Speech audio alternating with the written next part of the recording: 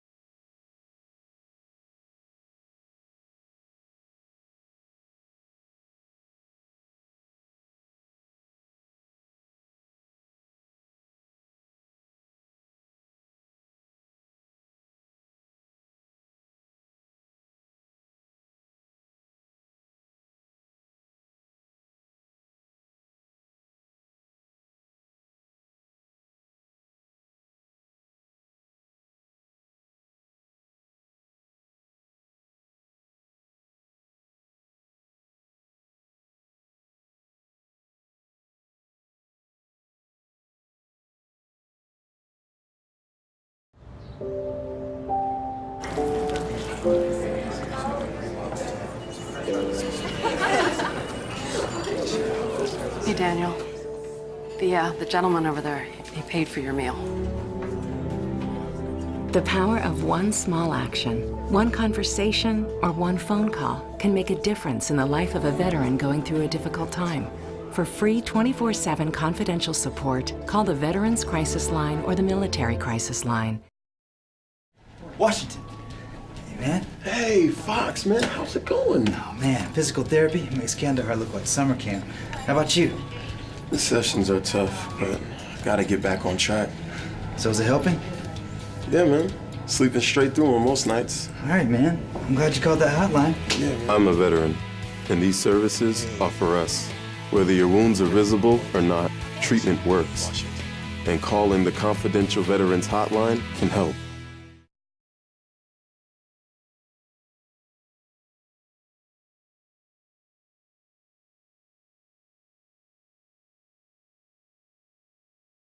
Hello and welcome to VTV Now, which is a show all about veteran affairs. It's a show by vets for veterans, and we're here with the producer of the show, Diane Williamson.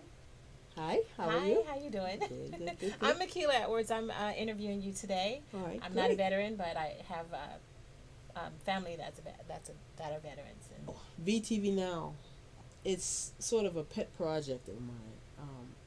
I myself am a veteran. what did you serve? What? I was in the U.S. Army Okay. for 3.5 years. My job was a nuclear weapons maintenance specialist. So I'm very proud to be a vet. So this is a show not only for veterans; it's also a show for citizens as well. Yes, To, yes. You know, be inspired and to be educated right. about what it means to be a That's vet while they're in service and now and when they're out of service. Right. Well, how do you think this show will be able to do that for the veterans as another outlet for support? Well, I actually believe that you have to be armed with the information. You have to know what's going on. Mm-hmm. One can say that the vets are a really big topic in the news and all different levels, but still, if you don't know exactly what's going on, you may not know how to go about helping them, even if it's of a germ of an idea, like, oh yeah, I could do that. So I want to create an outlet or a platform where anybody who can turn on a TV and, let's say, turn on the TV and go to this radio station or this TV station can find out all that there is to find out about veterans, and particularly vets in this Bay Area. Mm-hmm. Okay, so I'm looking to have a TV show, everything by vets, for vets, and I'm actually looking for people vets, and this is a mini shout out for who knows how to do media, who like to learn how to do media, help put the show on. That's invested interest in making sure people know about what we're doing, what they're going through as far as the transition back home. They need, like as you said, mental health services. They need education or re-education. They need retraining. They need employment. All this is necessary, and we want to serve as a platform to put all that information out there. The entrepreneur, the business side, as far as owning your own business, I don't think is addressed yet. So what else is going to be, what else do you think that could be covered on this show? Well, VTV. VTV, Veterans TV Now, I would like to, I have a lot of ideas. I do have a lot of that, there's the, as I said, the entrepreneur side. I would like to do a show on that. There is a show that we sort of have almost in a can. It's in reference to pets for vets. Okay. Everyone knows about the medicinal value and the value of having pets for some of the returning vets, and how they can help in their recuperation and everything. So there is a show sort of right now in the can for that. So how will veterans be able to access this show? Well, our hope, as I said, it is very new.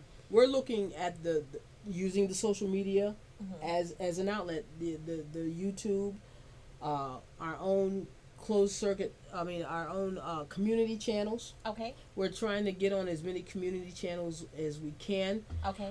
One of the big things I'd like to see is at the Veterans Hospital in Oakland and San Francisco. All right. While everybody's sitting waiting for the doctor's appointments in the waiting rooms, bloop, we'll have VTV on. So it will be distributed. Yeah, that's the way that's the distribution I would see. Okay, online streaming, and broadcast streaming. Every way possible. Okay. What I'd like to see is every way possible. YouTube. So right now you do have a skeleton crew. Yes. Right. Yes. So you're always looking for more people to help with the yes. show. I'm always looking for, and they don't necessarily have to be vets, although we definitely strongly encourage vets, because there may be some vets who are interested in media, some form of production. Post-production, even producing.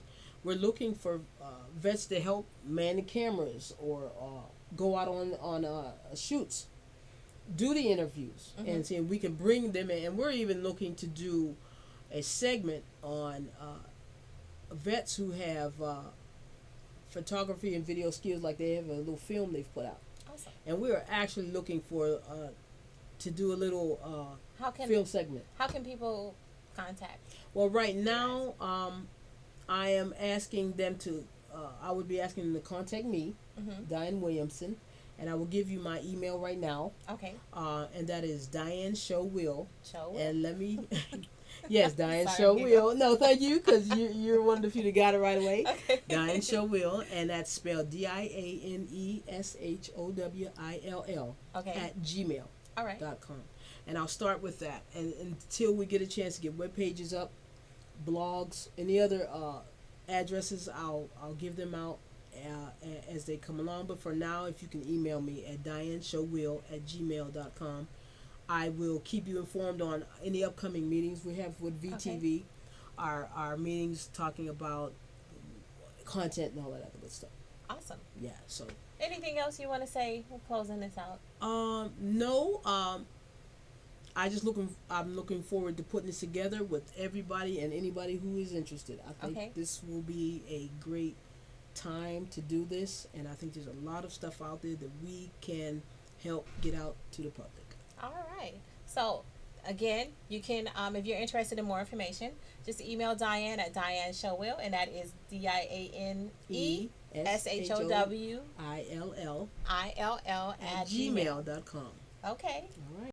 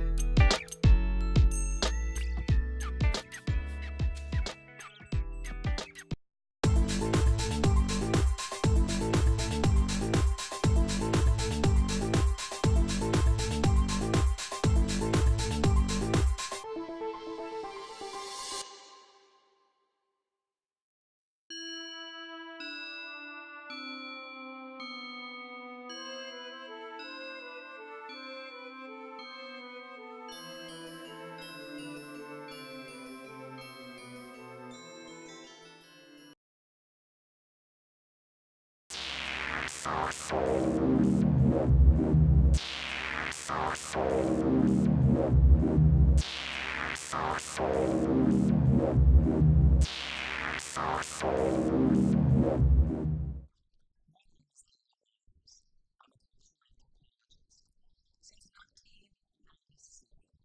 I've been researching, writing, and advocating for African American farmers. Part of the love for the farmers was from learning who they farmed. Sustainable agriculture, things that we call today biodynamics, are the principles from which our farmers go about their agriculture. They are the stewards of the land. The conversation with my husband, Andrew, on this segment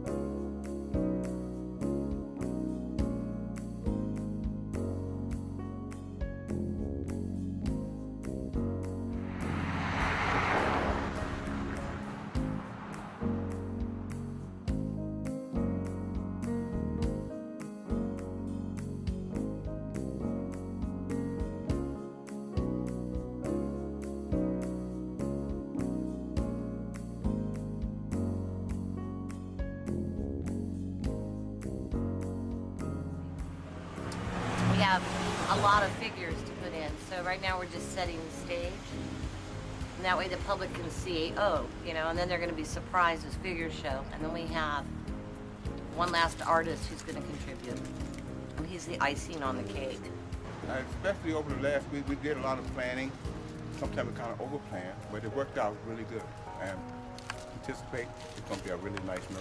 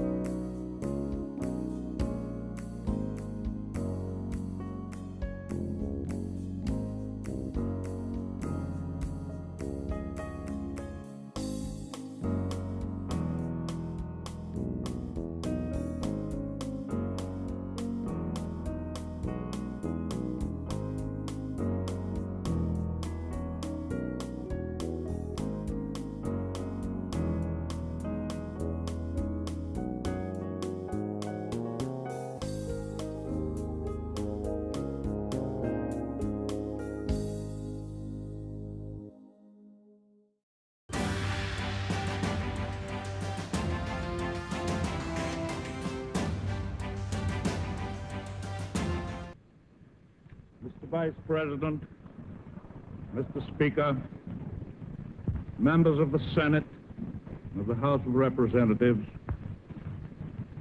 yesterday, December 7th, 1941,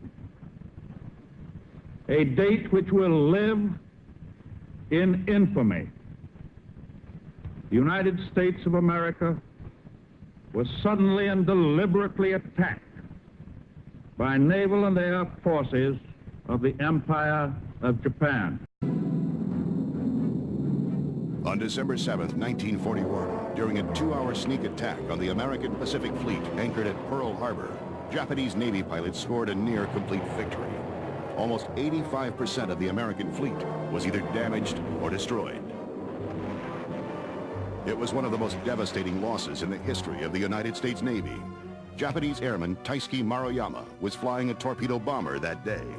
Leon Cole was a turret gunner on the USS Oklahoma. This is where their paths would cross. On the battlefront.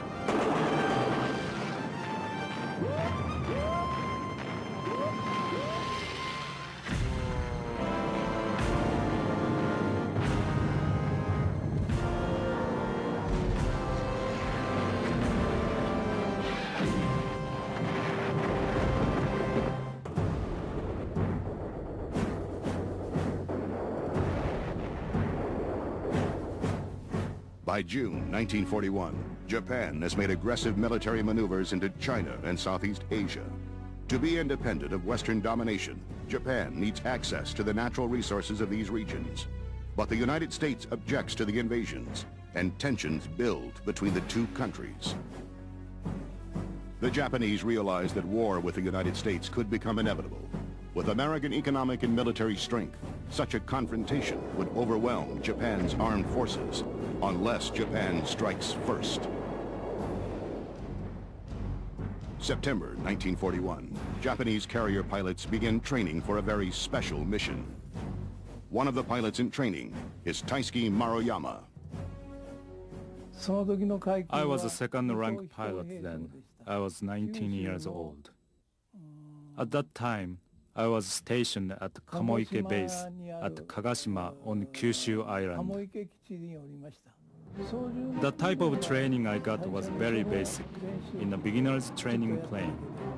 At Kamoike base in Kagashima, I did a lot of bombing training in a Type 97 bomber. Kagashima Bay has a structure that is very similar to Pearl Harbor. So I got a lot of training going from Kagashima Bay to Sakura Island, flying low and then attacking. We practiced 12 hours a day. The training was very difficult.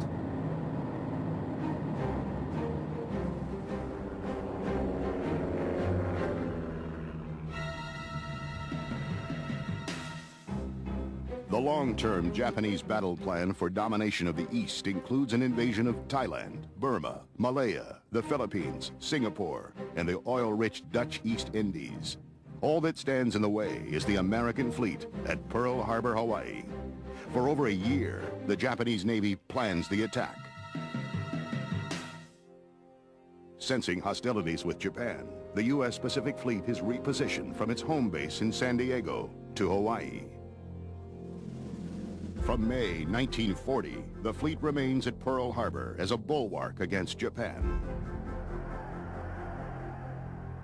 Aboard the battleship Oklahoma is Leon Kolb.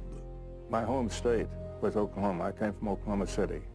My first ship was the USS Texas, and I was aboard it 1 year until it was reassigned to go to the East Coast. And a friend of mine who I'd made buddies with in the training station, he says, I have a friend on the Oklahoma, and it's supposed to be a real good ship. It has bunks. We don't have to sleep in hammocks. And I said, let's go. That's a ship for me. I was rated a gunner's mate, second-class petty officer, and I was stationed in the forward 14-inch gun turret.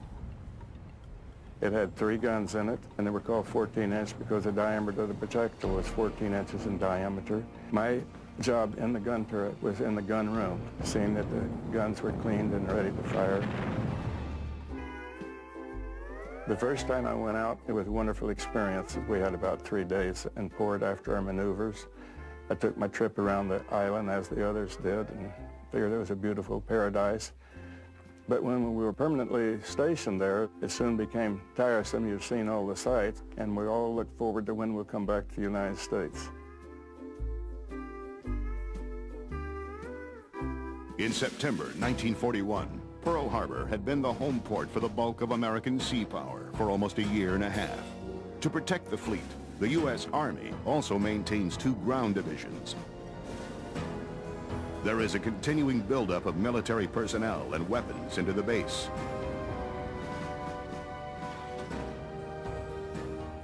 The Air Corps, operating principally out of Hickam and Wheeler Fields, moves planes in to strengthen Hawaii's defenses.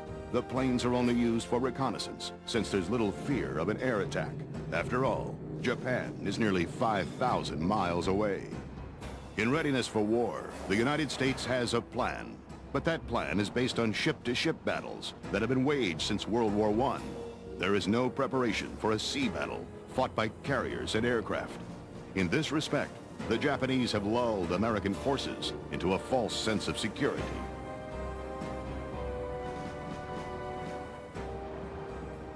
From what I'd heard from men that came back from the Asiatic fleet, they called it, they started rotating them. And when I talked to them about the Japanese fleet, they said, the Japanese fleet's a bunch of junk. Give us a couple of days and we can finish them off.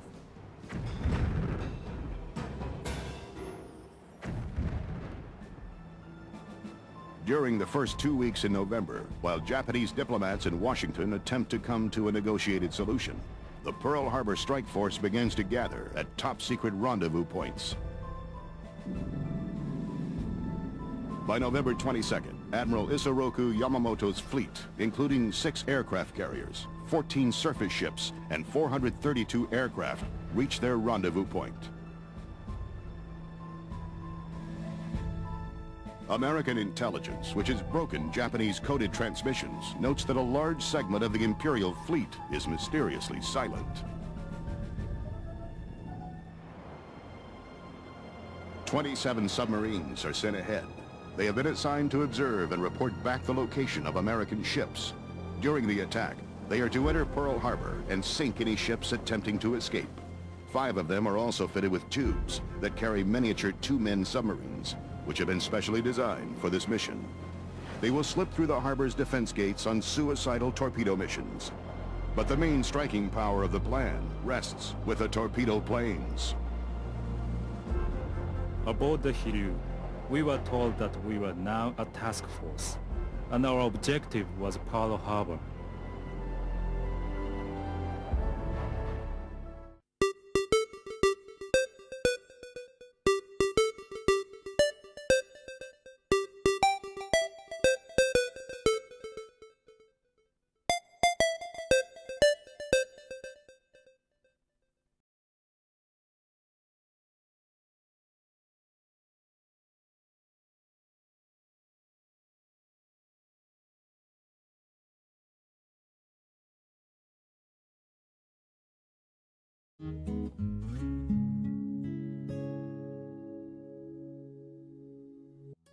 Swords to Plowshares is perhaps the most effective organization in the country meeting the needs of America's veterans. In the military, they say, in battle, we will leave no soldier behind. Swords to Plowshare says, and when they come home, we will leave no veteran behind.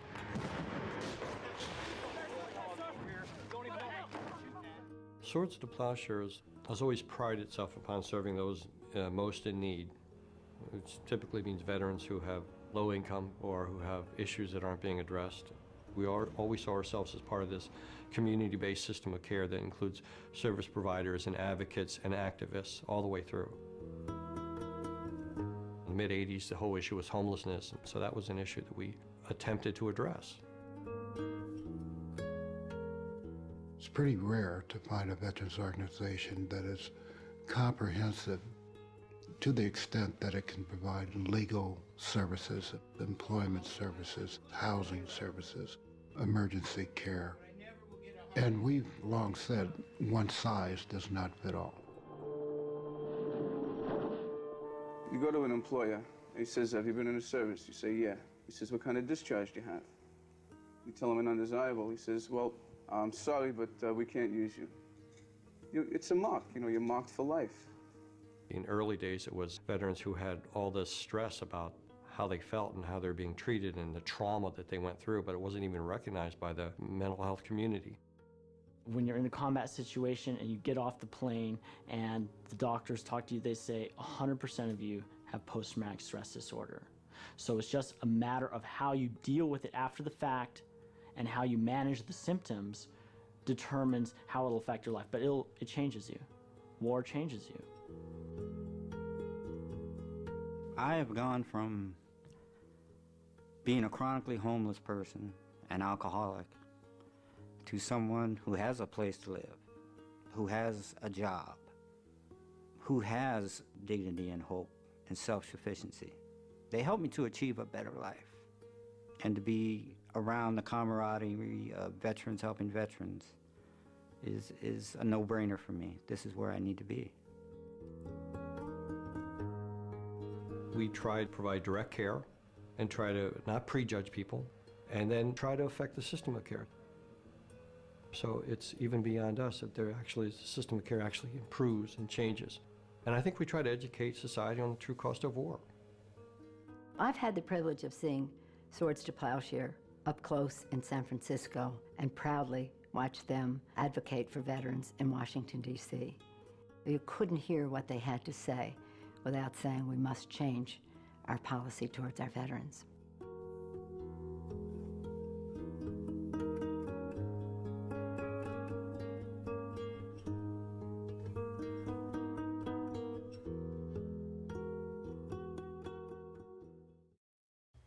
This is the last VA News for 2014, and we've got a full slate of stories to share with you.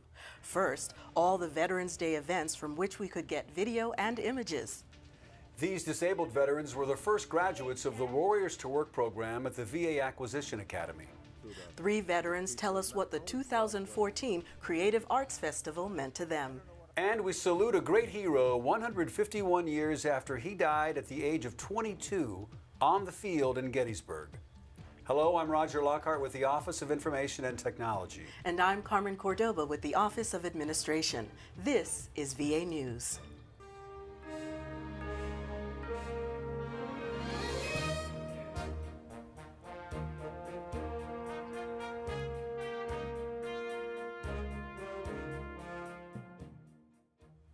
At VA, we like to say that every day is Veterans Day, but there is only one 11th hour of the 11th day of the 11th month each year. And as we know, that's when the bells rang out at Versailles to signal the signing of the armistice to end the First World War. And that's when we now herald the living veterans of service in the U.S. military. At Arlington National Cemetery, Secretary McDonald presided over his first Veterans Day and watched as Vice President Biden placed a wreath at the tomb of the unknown soldier and later introduced him to the patriots filling the cemetery's amphitheater. I am deeply honored, both professionally and personally, to present to you a great advocate for our veterans, the Vice President of the United States, Joe Biden.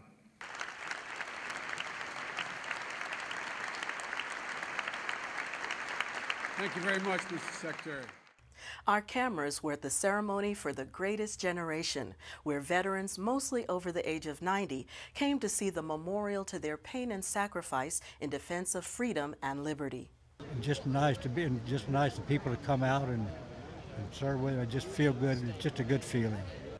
We were at the Vietnam Wall for the ceremony of living veterans of the conflicts in the 1960s and 70s, paying tribute to more than 58,000 who did not come home. On Veterans Day and every day, let's celebrate our troops, our veterans, their families, by telling their stories. Stories that inspire us all, generation after generation after generation, so that others can understand what these men and women have done for our country.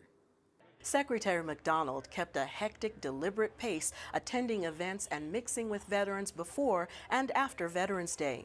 He went to Reagan National to thank World War II veterans from Missouri for coming to see their memorial on an honor flight. He was at Walter Reed to greet Team Red, White, and Blue at the end of the cross-country flag delivery. He was on CBS's 60 Minutes and delivered a pre-Veterans Day message to kick off a major VA reorganization. There's more on these stories and coverage of Veterans Day in Washington and across the nation on VA social media sites seen here, including YouTube, Facebook, Instagram, Twitter, Flickr, and the Vantage Point blog. On November 6th, VA's Acquisition Academy in Frederick, Maryland graduated its first class from the school's Warriors to Workforce program. With diplomas in hand, 26 wounded warriors proudly crossed the stage to end the 3-year program and begin a new life after shaking the hand of VA Deputy Secretary Sloan Gibson. 2 graduates told us how excited they are to start the next chapter of their careers. I'm excited. I cannot wait. I work at the Lebanon VA Medical Center. It's been exciting. I've done 2 rotations there before, and I've learned a lot. I'm excited to become a full-time member of the team there and contribute full-time and just work. When I came in the program, I was a single mother of 4, high school dropout, had a GED, no college, so I've got my bachelor's degree in business. I've way far exceeded what I expected when I came to the academy. They bring to the table a lot of great skills that they've learned in the military: leadership, teamwork, integrity, discipline, and we want to build onto that with the technical skills. And so that is what we're finding as we transition them through the program, that we're just taking those raw skills that they've got and adding the technical piece in contracting. And so we see that growth in them, and they tap back into everything they've learned in the military, all those great skills. And so what we've got coming out at the end of the program is really a well-rounded technical business advisor that will be working in the VA. A lot maybe saw themselves blue collar, now they're wearing suits. And just seeing that transformation from the initial entry 3 years ago, you know, they were military or, you know, never saw themselves in suits, and today I look at them and they look like Wall Street businessmen and, you know, and women, and that's very, very cool. So I think this program is such a success in doing that transformation, and that first year, that transition helps them to see themselves in a new light, build that confidence and competence, because then in year 2 and 3 we bring the technical piece and that professional development to a higher level. This is the first of 3 active cohorts, with a 4th starting in February 2015. The veterans in the inaugural Warriors to Workforce internship were joined in year 2 by 5 veterans who already met the positive education requirement for a federal contract specialist, bringing the number of veterans in the cohort to 26. Among those, 7 have Purple Hearts, 2 have Bronze Stars, and they total 190 years of military experience. They represent 10 states and 3 branches of service. Almost lost in the build-up and excitement of Veterans Day was this year's National Veterans Creative Arts Festival at the historic Milwaukee VA Medical Center. Well, if you know anything, you know we would not let a chance get by to report on this wonderful event, especially when our friend and Milwaukee VA videographer Rich Daisy goes out of his way to make this nice report. Rehearsals are a lot of fun. You can learn a lot in music theory here and speech, and it's just more. It's like a seminar sometimes. I mean a long seminar. We're up from 8 o'clock to sometimes 9 o'clock p.m. But it's definitely worth it. It's worth putting together a wonderful stage show. Teachers, the old and the young live To see what it takes to put a show like this together. I mean, from the technicians to the teachers, and I always love what I've learned through some of the directors, some of the guys and ladies, who help with the chorus and the techniques of keeping your mouth open and little things you can take with you beyond here. You're around people that you can relate to, and that's another good thing about it. You're meeting guys, and you can only talk to some subjects you can only relate to veterans. Veterans benefits and things we went through. Any problems they may have, but yeah, a lot of really nice veterans, Army, Air Force, Navy, Marine guys, and it's all a melting pot in here. I am a Navy vet. I live in a suburb of Minneapolis called Shakopee. There is nothing in the world that will empty your mind and give you a purpose and a meaning to your life. Like I said, this took 3,000 to 4,000 hours of concentration and relief from any problems I might be experiencing. And I highly recommend it. I really appreciate the opportunity to participate in this, and I don't know what I would have done the last few years if I hadn't had this to occupy me.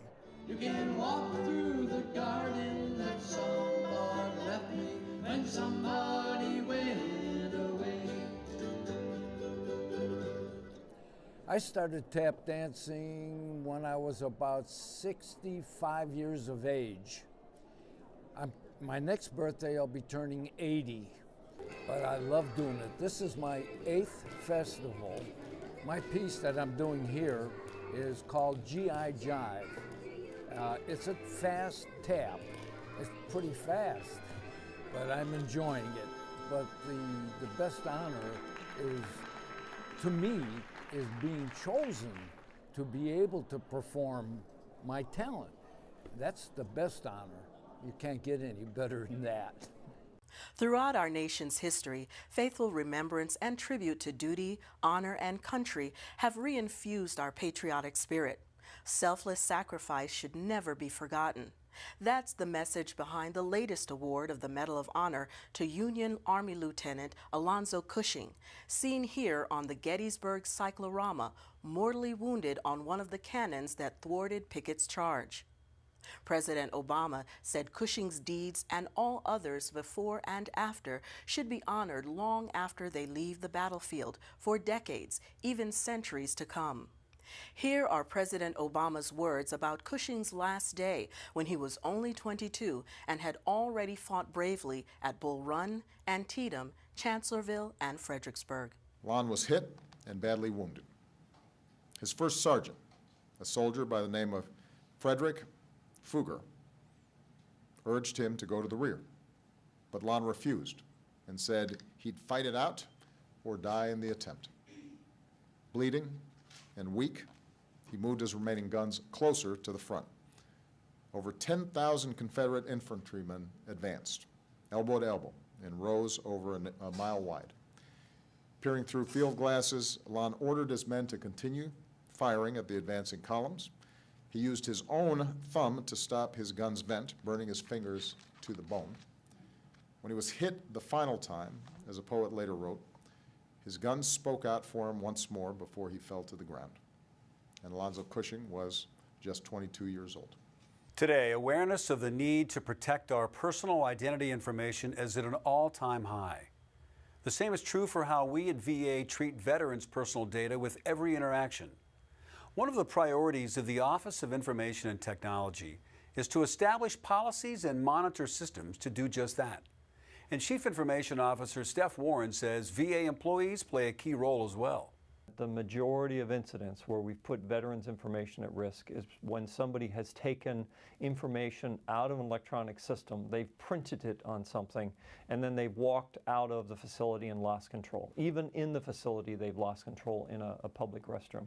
The other areas we see process breakdowns where letters get stuck together or the wrong information gets sent to the wrong veteran. So a lot of what a VA employee needs to do is to be very mindful of what they're doing, to be very aware of the information they have, to be cognizant of once they take that information out of a controlled setting, if they don't maintain control of it, they're putting our veterans at risk. When a veteran comes in for care, or when they're receiving a benefit, if they're dealing with identity theft, you're not able to enjoy the benefits that you've earned. So we've got to make sure that the information that's been given us in trust, we make sure we protect it, and we make sure it's not something we put at risk unnecessarily. We have a very strong defense in depth strategy. We have a lot of tools and technologies that allow us to make sure not only are we looking at primary flows of information, but the backup areas. So we're always looking, we're always scanning, we're always searching, because we want to make sure if something untoward is happening or something that's outside of the normal boundaries, we're aware of it and we go look at it. It could be somebody hitting a wrong key or going in a wrong place. Or it could be something as nefarious as somebody trying to get into the VA and get a hold of veterans' information.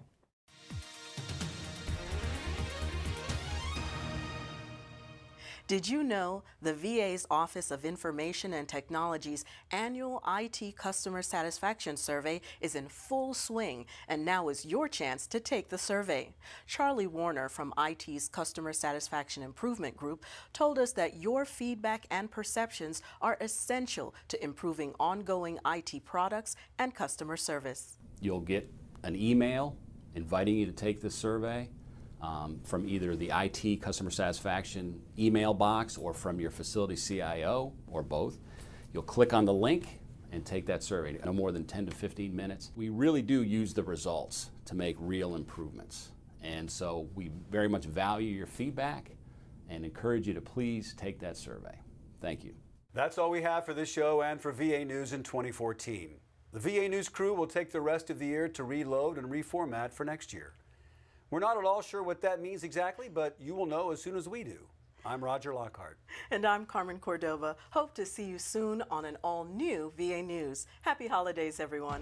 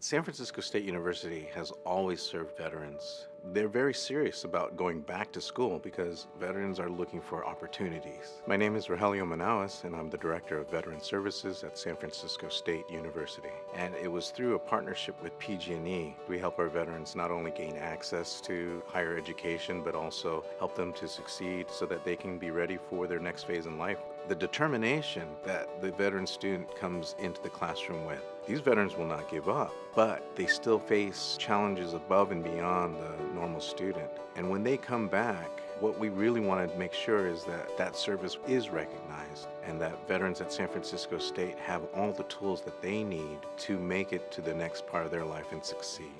It's a small price to pay to make sure that they're taken care of now that they've come back home. It's my honor to serve my fellow veterans, and it's my joy to see them succeed. Working on planes? This can be your career, especially if you like working with your hands. You just need the right training from Aviation Institute of Maintenance near the Oakland Airport. With over 2 million flights every month, these jets need to be maintained, so there's lots of opportunities to work on them. This can be your career. Financial aid is available if you qualify. You can do this. Just call 800-496-1646 or visit fixedjetsoakland.com. We're here with Suzanne Shaw-Rizaday from the Aviation Institute of Maintenance. You're the Director of Admissions. Where's your school located? We're located in Oakland at the entrance of the Oakland Airport. Well, that's perfect. So tell me, you are the Director of Admissions, as I said. What is the basic requirement for enrolling in your school? We require students to have a high school diploma or a GED and to come in and do a career planning session with one of our admissions representatives. They come in, take a tour of the school, and they together decide whether or not going into aviation is going to be a good route for them. Okay, and then given what you do there, aviation maintenance, do you have to be a mechanic, first of all, to enroll? No, you don't. Some of our students don't have any mechanic background. They've come with backgrounds from sales, retail, and decided that they wanted to get a career and do something different with their lives. And you have a large portion of your population of students who are from the military. What's that about? Yeah, we have 30% of our student population that are currently that are veterans, and we find that a lot of our veterans are coming out with aviation background but are unable to get employed in the field because they need to get their A&P license. So we definitely work with them to credit some of their hours towards our program, so it shortens their amount of time with us.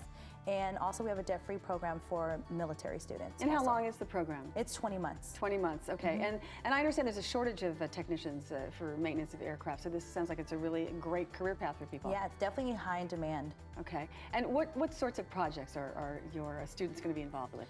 They overhaul reciprocating turbine engines, they build wings out of composites, they work on electricity, landing gear. It's very hands-on, so they definitely get dirty. Okay, so that's a great peace of mind for travelers, certainly. Thanks for being here today, Suzanne. For more information, call 888-FIXED-JETS or visit fixedjets.com.